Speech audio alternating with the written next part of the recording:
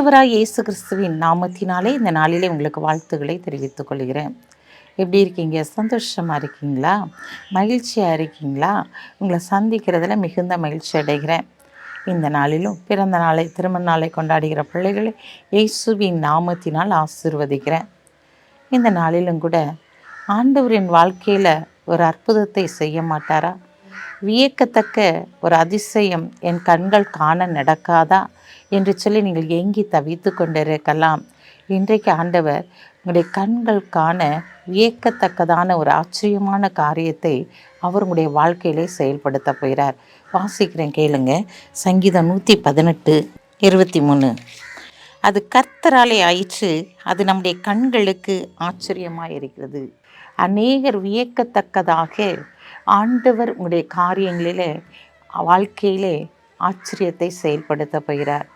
எதிர்பார்த்து நீ சோர்ந்து போயிருக்கலாம்.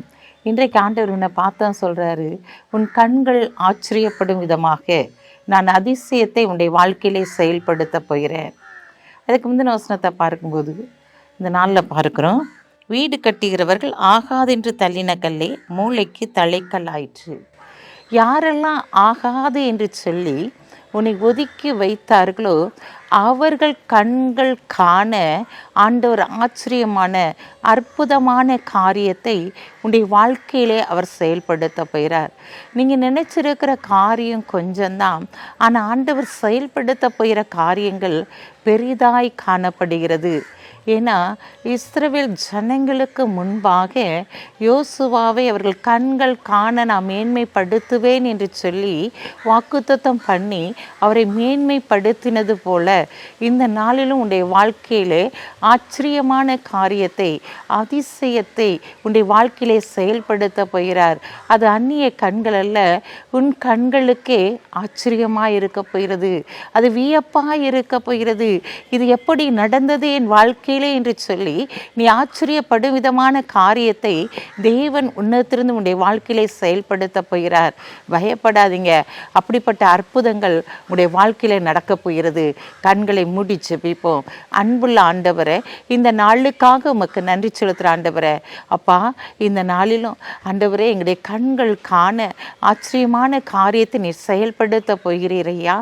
எந்த பிள்ளைகளெல்லாம் ஆகாதென்று தள்ளின கல்லை போல இருக்கிறார்களோ அவர்களை மூளை கல்லாய் நிறுத்தும்படிக்கு இந்த நாட்களில் வியக்கத்தக்கதான அற்புதங்களை செய்து ஆச்சரியங்களை செய்து அவர்களை நீர் கனப்படுத்த போகிற தயவுக்காக உமக்கு நன்றி செலுத்த தகப்பனே.